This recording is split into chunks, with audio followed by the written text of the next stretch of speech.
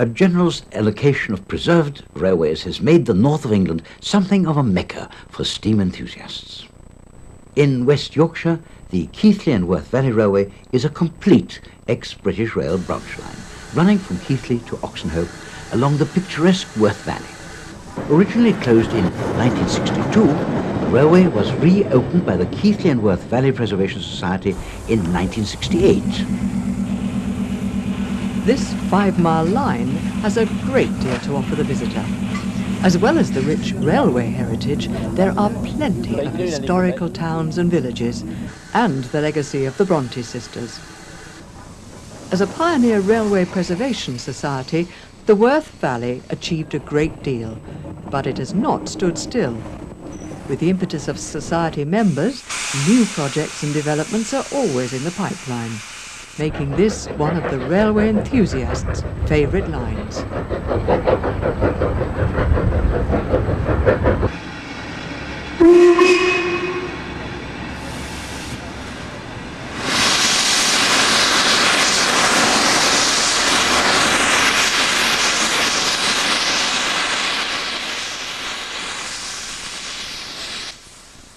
In 1990, the Bahamas Railway Society moved from Dinting in Derbyshire to the Worth Valley Railway.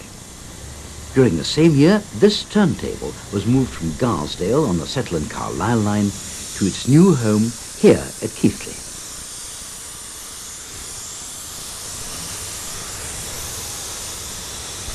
The London North Western Railway coal tank, built in Crewe in 1888 and owned by the National Trust, was originally on view at Penrhyn Castle in North Wales. It is now on permanent loan to the Bahamas Railway Society.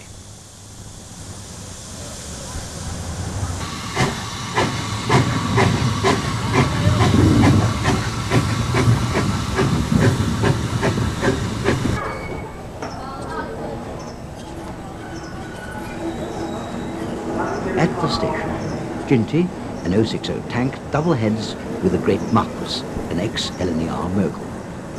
Number 3442 normally resides at Bridgnorth, but the Worth Valley regularly hosts visiting locomotives.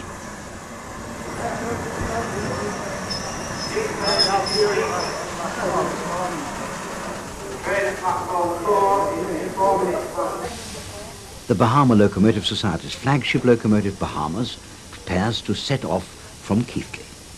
This superbly restored Jubilee Class 10-wheeler was one of a class of 191 locomotives designed for the LMS by Sir William Stanier.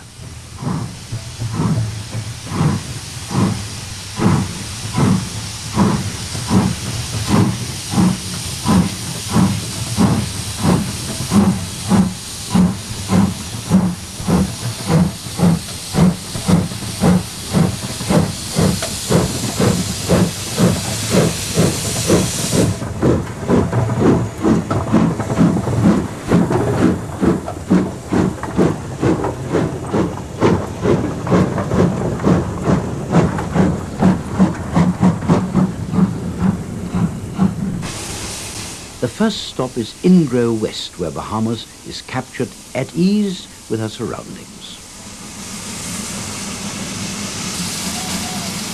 On leaving the platform, the line runs straight into a short tunnel, marking the entrance to the steep upper reaches of the Worth Valley.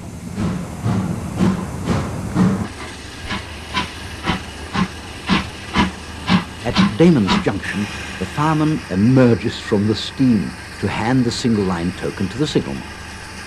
Here, Bahamas must wait for Ginty and another visitor, number 2392, as they pass with a special train.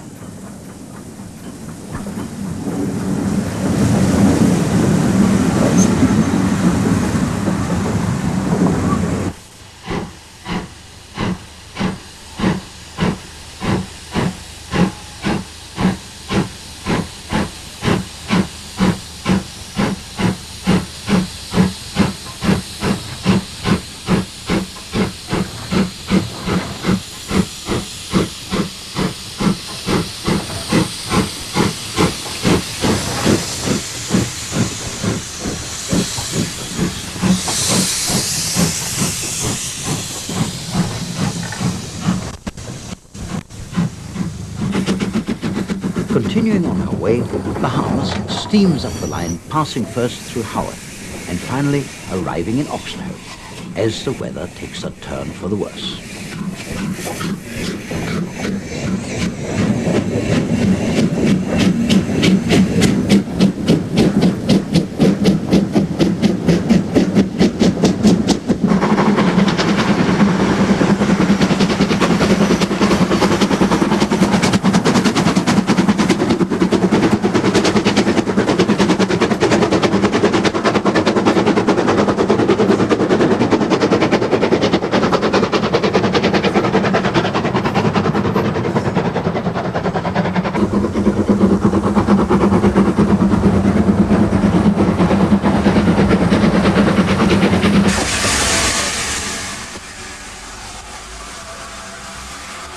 Haworth is where the railway's locomotives are housed.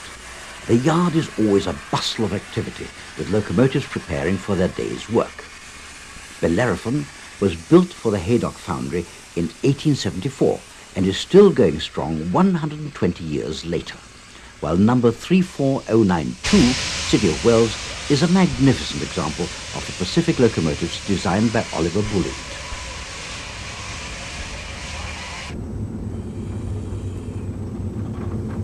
Essential maintenance work, such as this boiler test for Great Western Railway pannier tank number 5775, is also carried out at the yard.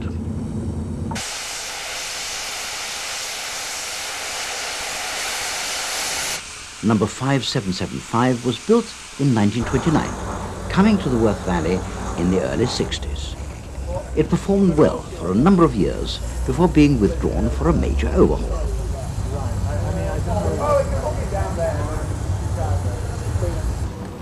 The completion of the Vintage Carriage Museum at Ingro provides an additional attraction for the railway, encouraging both people and other locomotives to visit.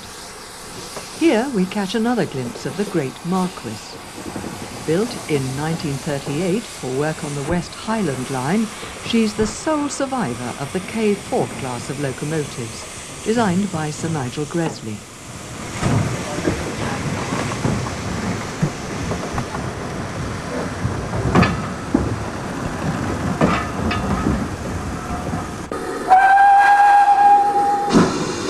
But perhaps the most famous of the Worth Valley locomotives is pannier tank number 5775. Now restored to the livery she sported for the railway children, pannier tank continues to evoke memories of this classic film.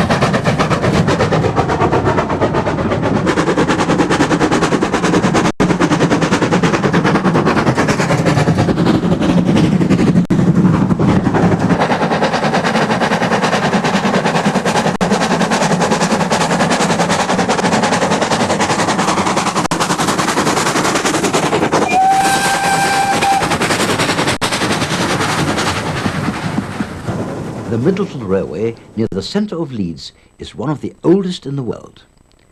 In 1758, an Act of Parliament created the first legally constituted railway in the world. This horse-drawn freight line then claimed the first successful use of steam traction when in 1812 a rack and pinion locomotive devised and patented by John Blenkinsop pulled a 26-ton train at 5 miles per hour. The railway achieved another first when in June 1960 it became the first standard gauge line to be operated by enthusiasts. Today we find the industrial locomotive Harry in service and coupling up to the passenger train for a run up the line.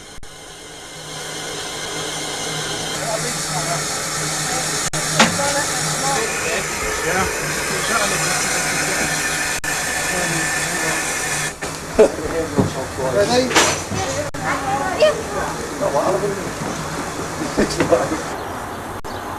After waiting for the points and signals, Harry is finally given the road. The train is made up of 2 cattle trucks, which have been converted for passenger use.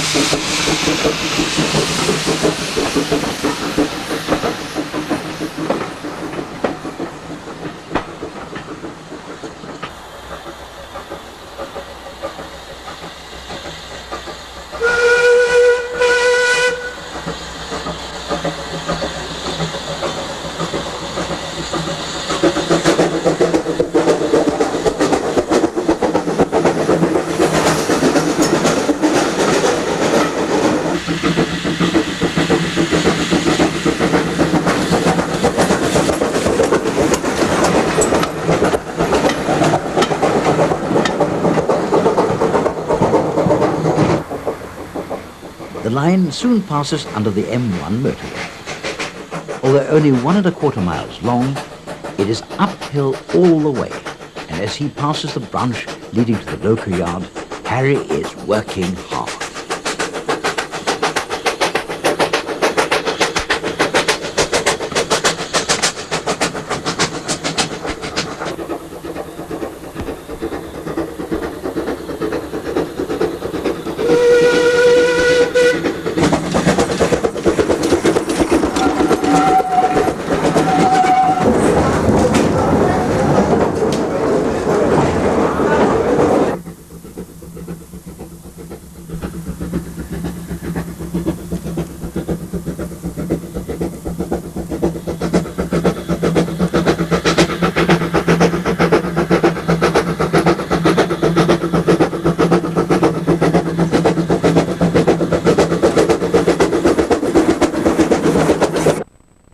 Finally, with the city receding in the background, Harry pulls into the halt at Middleton Park.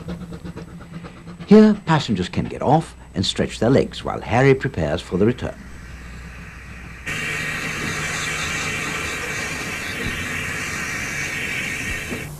Further east, in York and in Beverley, we find 2 museums with a very different approach to railways.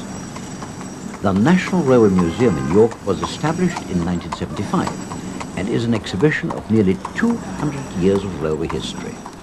Its unrivaled collection illustrates the social impact of this world-shattering British invention. The first stop is usually the display of railway technology in the Great Hall, where the locomotive turntable provides a focal point with its impressive array of steam, diesel and electric locomotives.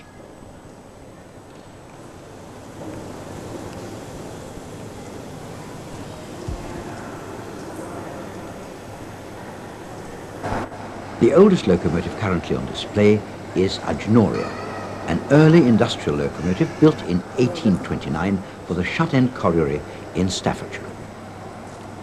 Furness Railway's Copperknob No. 3 was built only 17 years later, but already shows a marked advance in technology.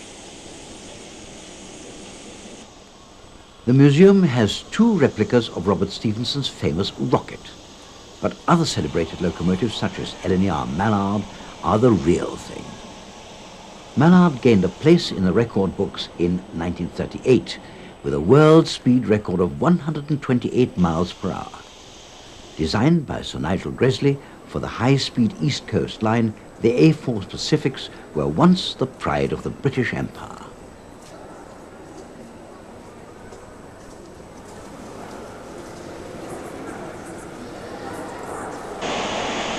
Some of the exhibits are more recent, and not all of them are static. Ellerman Line's a Merchant Navy class Pacific has been sectioned and motorized to show its interior workings. While this stationary engine is beautifully restored and a delight to watch.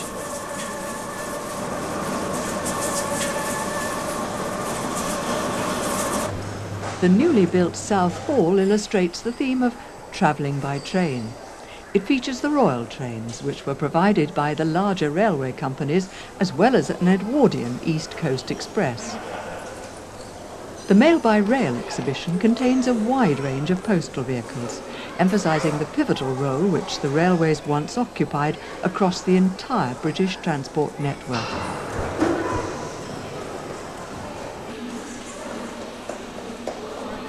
This Pullman car evokes memories of luxury travel. Outside, there's a memorial to the railway pioneer George Stephenson.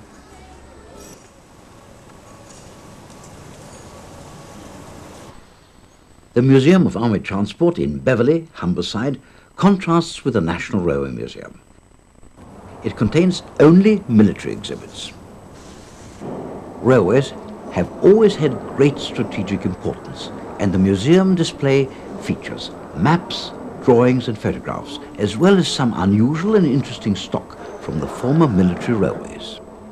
Gazelle, originally a 222 well tank, was built in 1893 for the private use of William Burkitt, a former mayor of King's Lynn.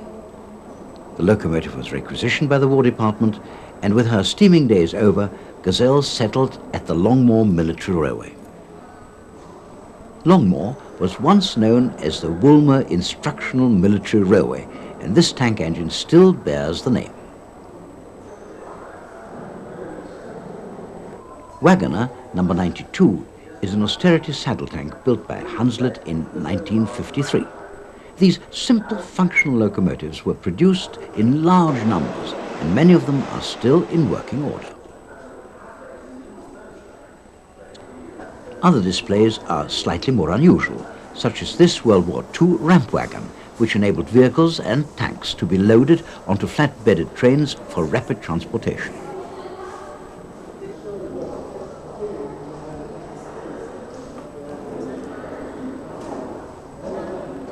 This rail wrecker, Schienenwolf, was captured from the Germans towards the end of World War II and was used in retreat to break up sleepers and so deny the advancing enemy the use of the railway. Some exhibits are more than purely visual, and visitors are allowed to explore many items for themselves. The museum also attempts to capture some of the atmosphere in which the exhibits operated. With an armoured train gun wagon which has survived from the First World War, while another room is devoted entirely to the collection of military railway yarn from Longmoor.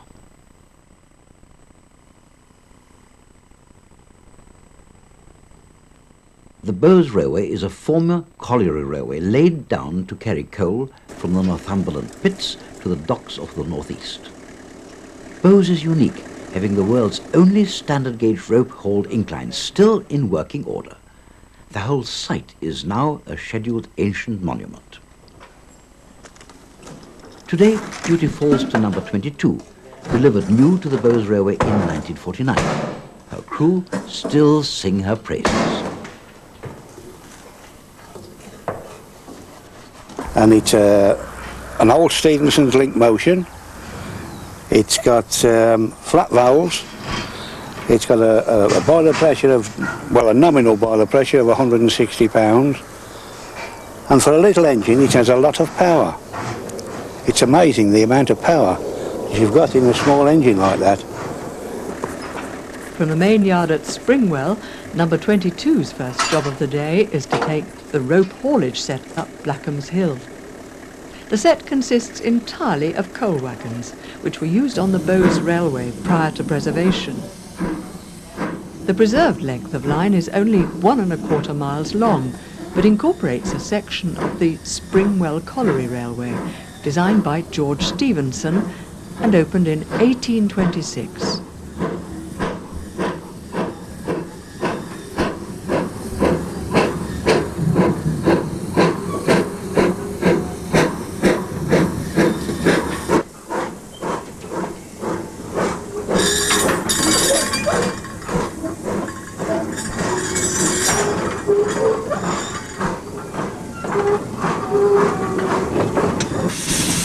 Number 22 returns to the yard, while from Blackham's Hill, Gordon Bainbridge explains rope haulage. There was a number of systems. There was what they call the gravity section, where the weight of the full ones going downhill would pull the empties back. Now, the section we've got here, it doesn't quite work that way. It's a single hauler working one incline where they would run downhill under their own gravity, and the haulage engine would then be put into gear to bring the trucks back up the line. On this incline we run two sections on both inclines from one hauler house, which is itself a rare thing. Now the idea was the track down to Springwell was flat enough to allow you to run 12 wagons down, but the track to Blackfell, which was in that direction, was too steep, so you had to run 6s. So that's why we split the train into 2 lots of 6 when it comes back from Springwell. This is just a passing loop. Full wagons in theory would go from behind the hauler house east, and the empties would come back onto the track behind, which is the kip, and then run west back towards the collieries where they would have been filled with coal and then sent back to the steers for shipment. So that visitors can see the system in operation, number 22 prepares to take passengers from Springwell Yard up to the engine house on Blackham's Hill.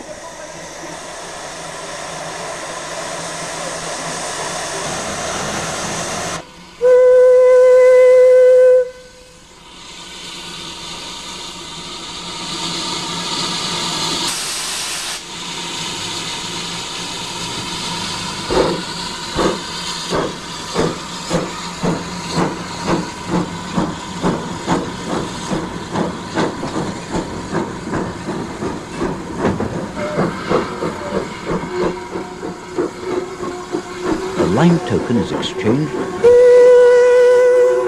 and number 22 steams up the lower part of the east incline before turning off to the small platform at the end of the line.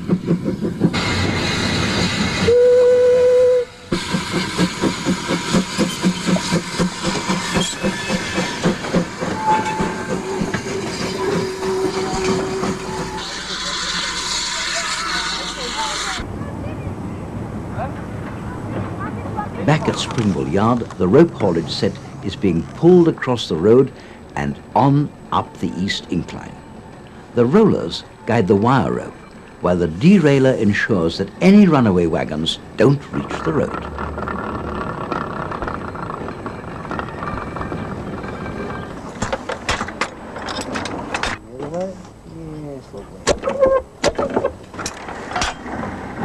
That's it, set for it coming back.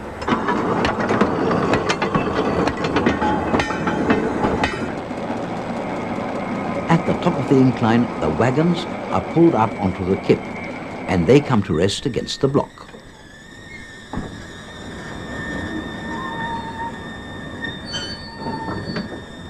The engine house hauler then prepares to lower half the set down the west incline to Blackfell. The block and brakes are released and the wagons are lowered over the summit.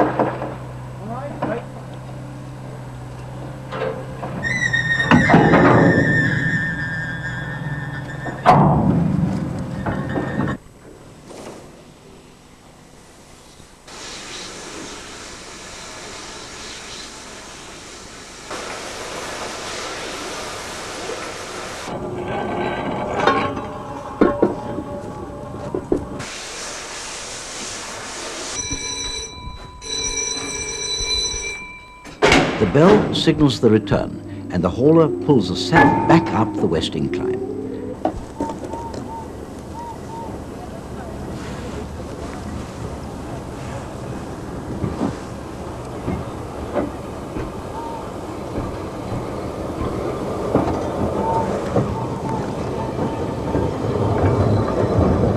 The operator cannot see beyond the summit, and indicators are needed to assist him.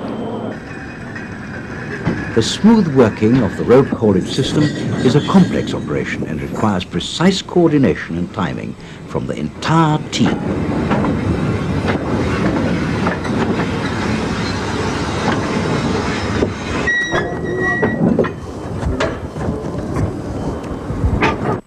The North Yorkshire Moors Railway runs for 18 miles from Gromont to Pickering across the beautiful North Yorkshire Moors. It is a railway which has recently gained more widespread fame through the popular TV series Heartbeat. In the yard at Gromont, the day's preparations are well underway. Polishing, coaling, and oiling all the essential parts are the preparations of a steam locomotive for its day's work. Lambton Tank number 5, in its shiny black livery, moves off to begin its daily duties. Number 5 leaves the tunnel which connects the loco sheds with Gromont Station.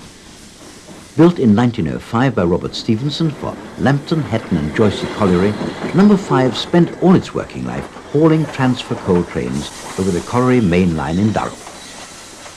In 1970, following the fitting of vacuum brakes and steam heating equipment, the locomotive was delivered to the North Yorkshire Moors Railway. And apart from a major overhaul in 1986, number 5 has seen regular service on the line since its delivery.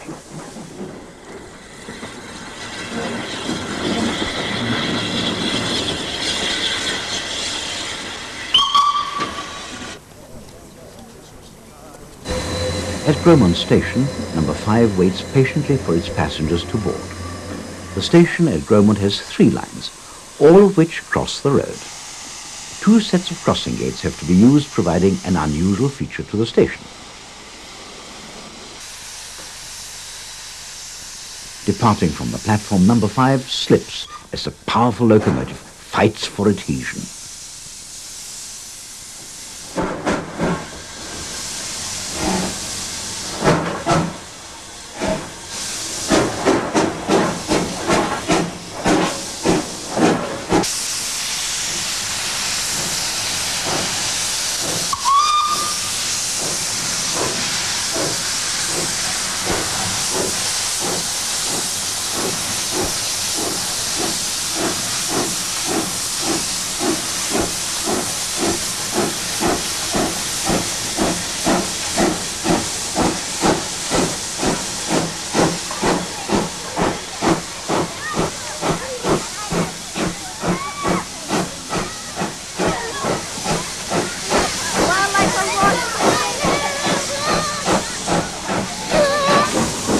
The Merck Esk River is crossed before the tunnel brings number 5 out alongside the locomotive sheds. As the climb towards Gotham begins, both fireman and driver work hard to maintain a steady speed.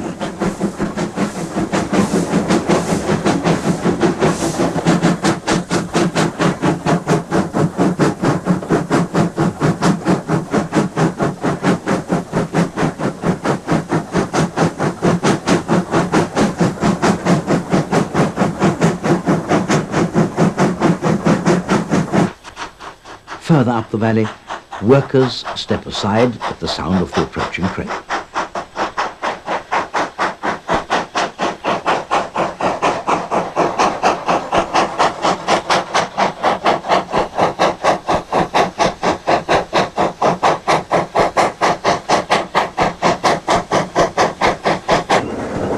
In places, there's an almost sheer drop of 100 feet to the valley floor, but at Darnholm, sleepy meadows next to the river provide an ideal picnic spot.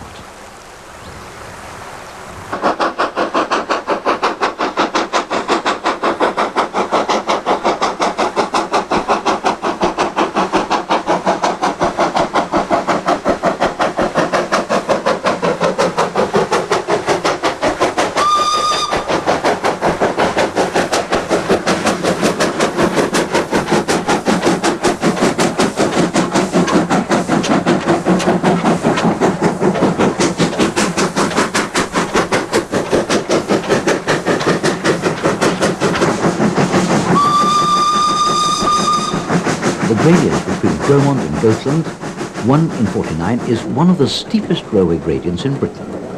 It replaced the 1 in 10 rope holding climb, which was in use between 1836 and 1865. Gothland Station is the first stop on our journey, and number 5 crests the climb and coasts into the platform.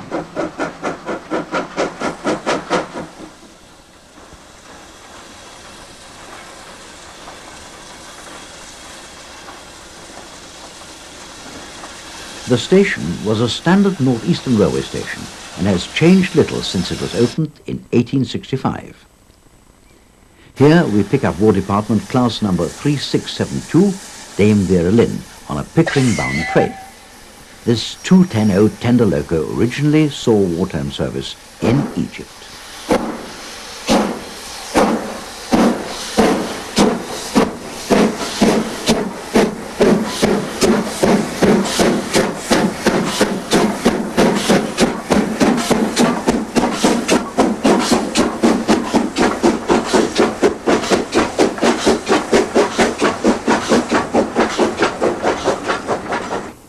The track now has to cross open moorland before entering and following the Newtondale Gorge.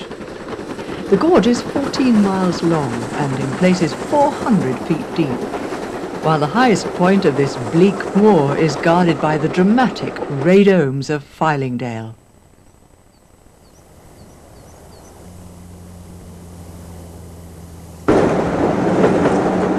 The train now sweeps down Newtondale and past the ruins of Carter's House. Travelling in the carriage is one way of taking in the scenery, but from a high vantage point in Cropton Forest, the magnificent splendour of Newtondale is laid out before us. Far below, the railway twists past Newtondale Halt. Accessible only by rail, this is an ideal stop-off point for walkers. Here, British Railways Standard Class 4MT, number 80135, coasts to a halt as number 5 passes with the return train. At this point, we're 9.5 miles from Gromont and deep in the Cropton Forest.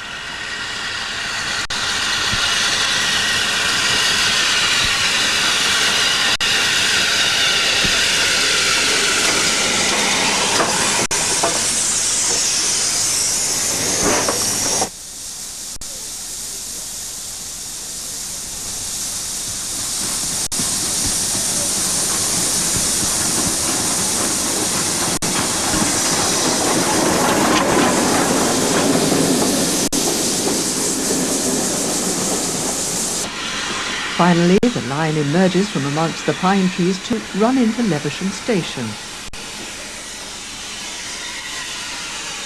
The path and road from the station to the village of Levisham climb 300 feet up the sides of the gorge. A short walk across the moors from here brings us to Skelton Tower, erected by a local vicar to provide him with a quiet spot to write his sermons. Today, it gives one of the most famous views of the railway.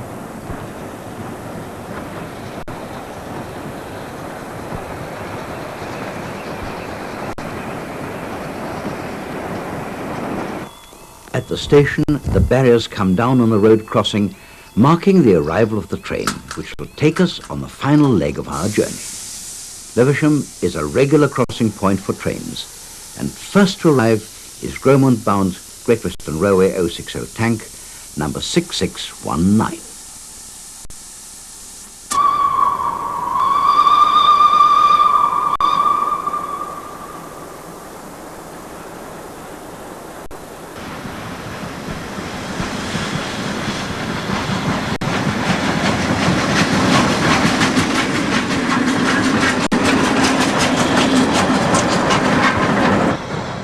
Pickering, and the end of the line for the North Yorkshire Moors Railway. Although the track originally continued to Moulton, what remains is still one of the longest and best preserved lines in the country.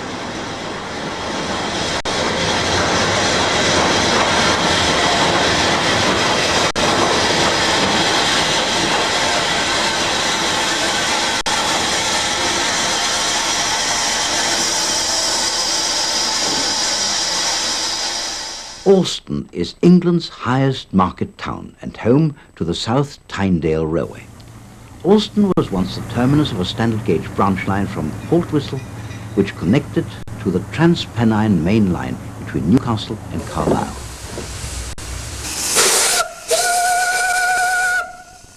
The line, which was relayed to 2-foot gauge, reopened for passenger carrying in July 1983.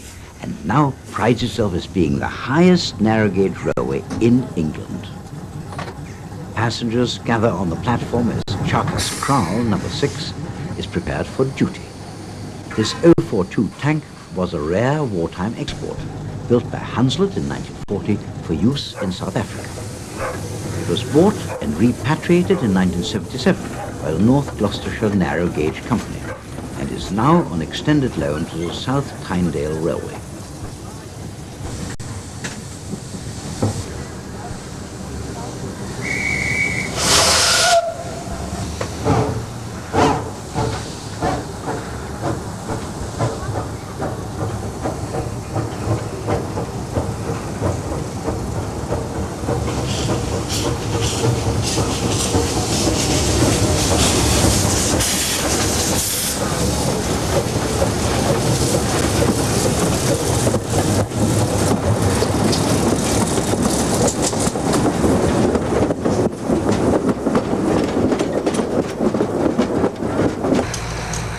The line runs out along a wall above the confluence of the rivers Nent and South Tyne, before heading out into the gentle countryside of the South Tyne Valley. Here, locals use the slow-flowing deep water for diving practice. The accompanying diesel engine is a temporary measure, providing air for the train's continuous brakes, while Charkers Kraal awaits the fitting of an air pump.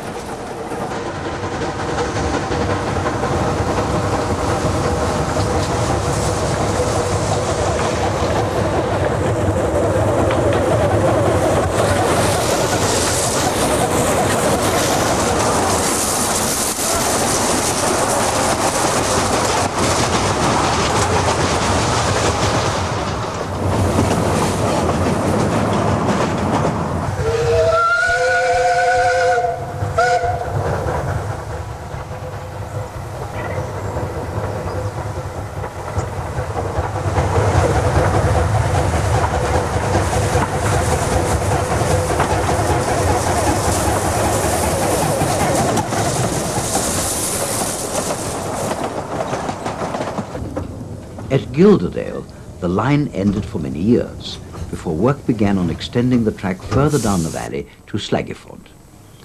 On this occasion, Charkers Kraal runs round a train before returning to Alston.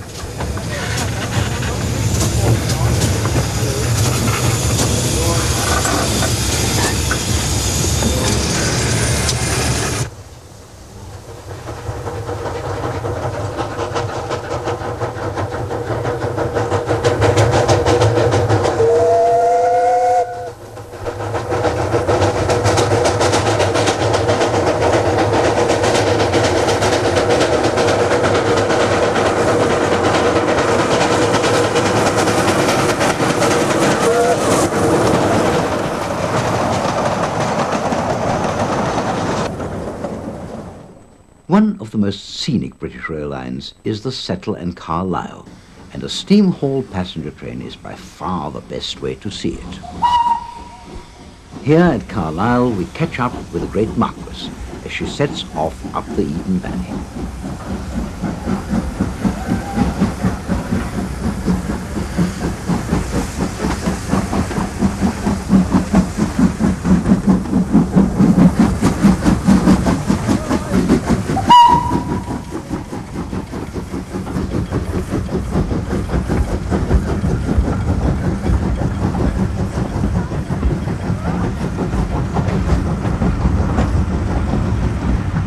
Further south, in Manor Stang, Princess Elizabeth returns home with her support coach.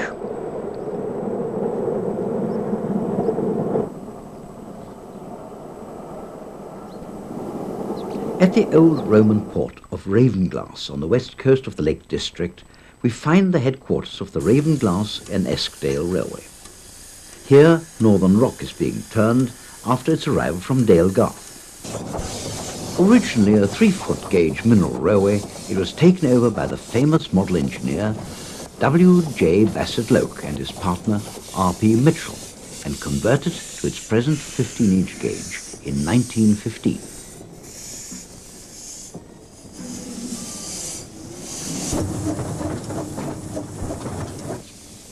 Northern Rock, a 262 locomotive, was built in the Ravenglass and Eskdale's own workshops in 1976, and is considered by many to be the world's most powerful 15-inch gauge locomotive. In the running shed, 2 more locomotives are being prepared to help run the intensive service the railway operates during the summer months. In the workshop, Northern Rock No. 2, destined for export to Japan, is progressing well.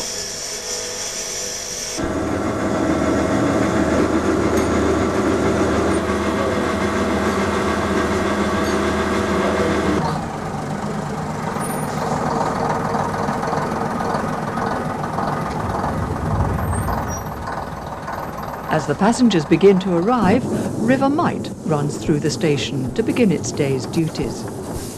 All train movements are controlled by a sophisticated radio system in the signal box at Ravenglass. Base Runner 3, you may proceed to Ravenglass, over. Runner 2, proceed to Ravenglass, over. Once the section to Miteside Loop is clear, River Mite is cleared to depart.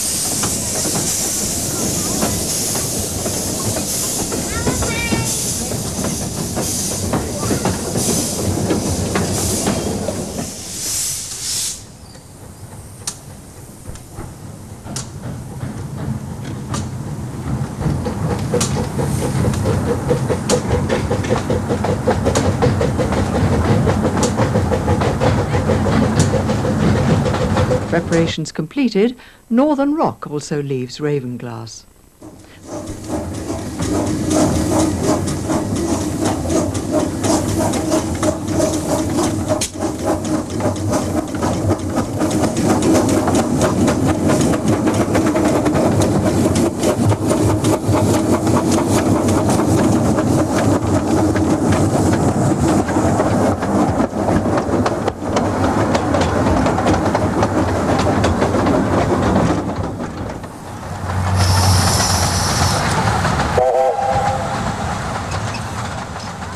The first stop on the line is at the historical Muncaster Mill, now renovated and open to the public.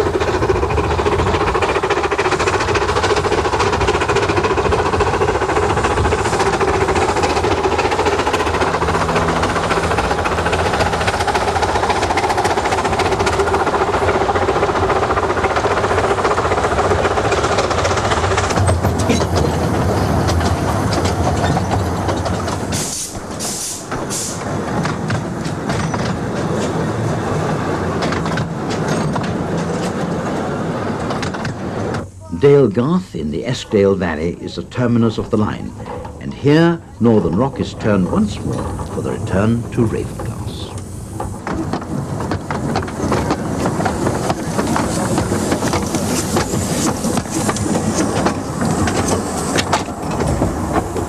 Carnforth and Southport are both important steam centres with a prime objective of preserving, displaying and operating steam engines. At Steamtown Carnforth, Bahamas awaits duties on the Settle and Carlisle line, while Lord Nelson is a more permanent resident. Steam power is shown to good effect with industrial locomotive David working a push-pull train on the 3/4 mile line.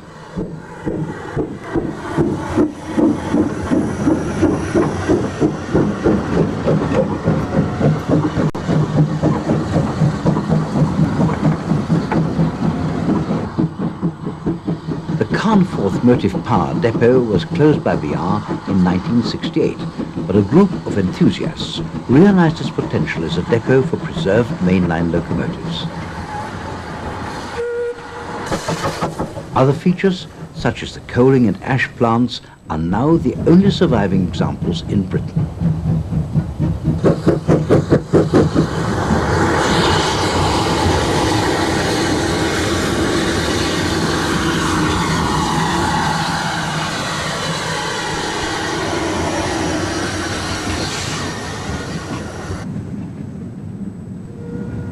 In marked contrast is a 15-inch gauge locomotive, Princess Elizabeth, built in 1914 by Bassett Lowe.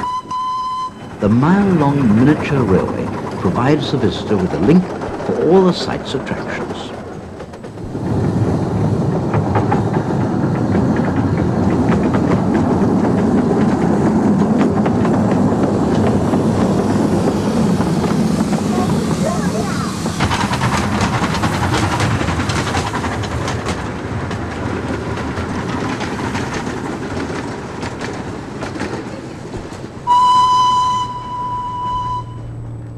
What was once the motive power depot of British Railways at Derby Road, Southport, now houses a collection of road and rail exhibits which are being restored to working order.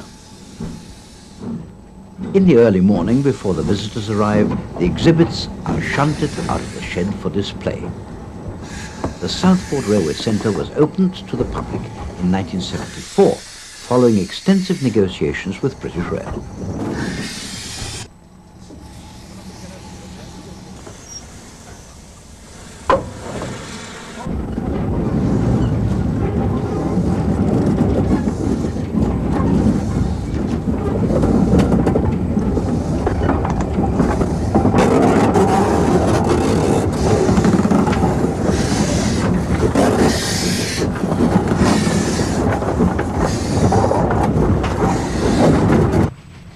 Visitors can also enjoy a short steam haul journey.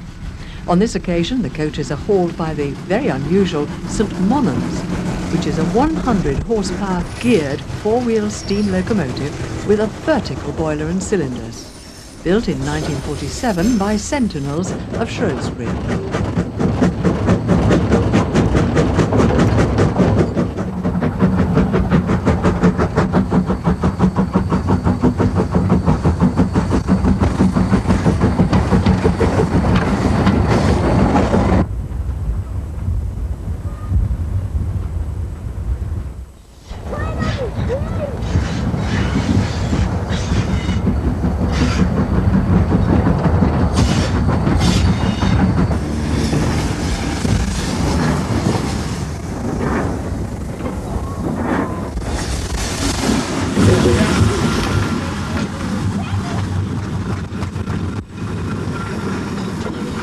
All forms of steam motive power on display here.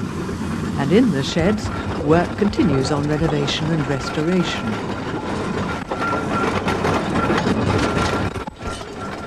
The East Lancashire Railway was reopened in 1987 and now runs from Bury to Rowanstall, a distance of 8.5 miles. Gothenburg, built in 1903 by Hadswell Clark of Leeds, was originally one of a fleet of powerful locomotives serving the railway system of the Manchester Ship Canal. The locomotive, now privately owned, forms part of a large collection of industrial, ex-British Rail steam, diesel and diesel-electric locomotives.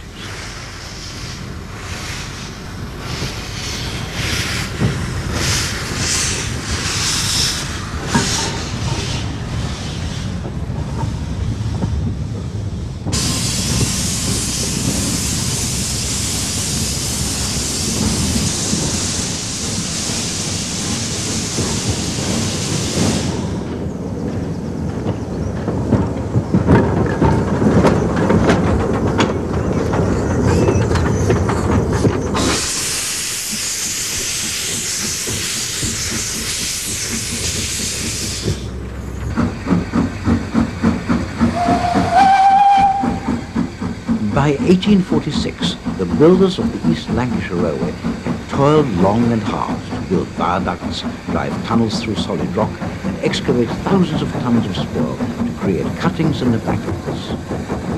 They had little idea that almost a century and a half later, their vision would be kept alive by a band of railway enthusiasts.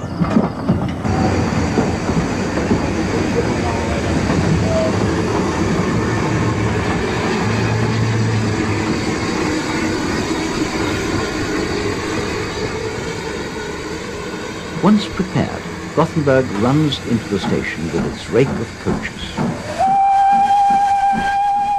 where passengers are already waiting for the first departure of the day.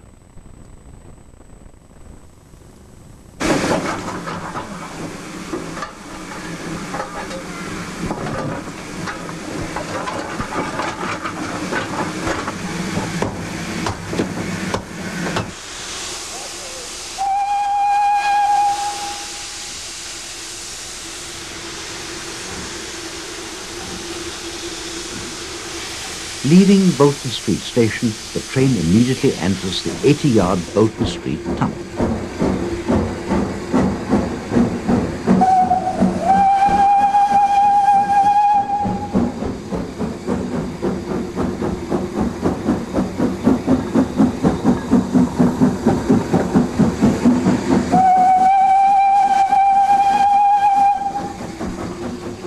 Beyond the tunnel, the line crosses the River Irwell and runs north up the valley.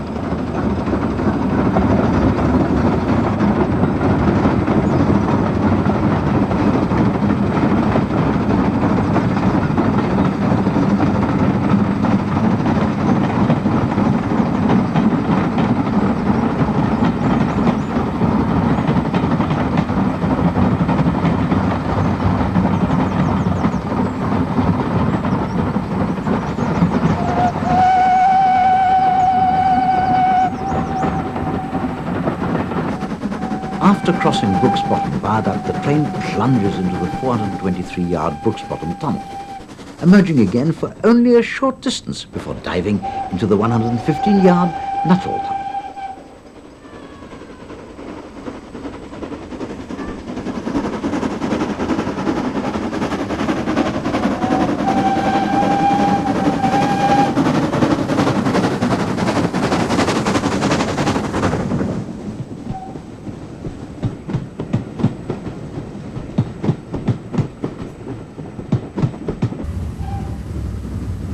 Framed by the generous portal of Nuttall Tunnel, Gothenburg is now within sight of the temporary terminus at Ramsbottom. The train drifts slowly to a halt in the rebuilt station.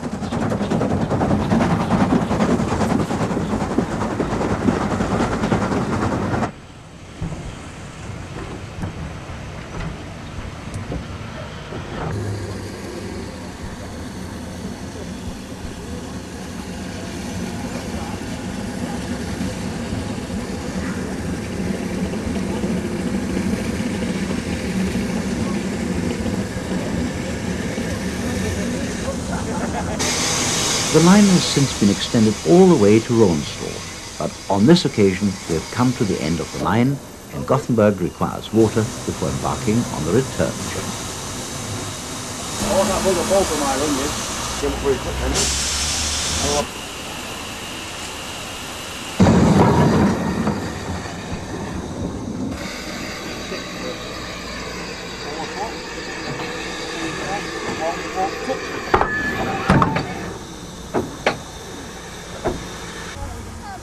Not content with the achievement of reopening the line to Ramsbottom, work is now well in hand with extending the line a further 4 miles to Rånstråd.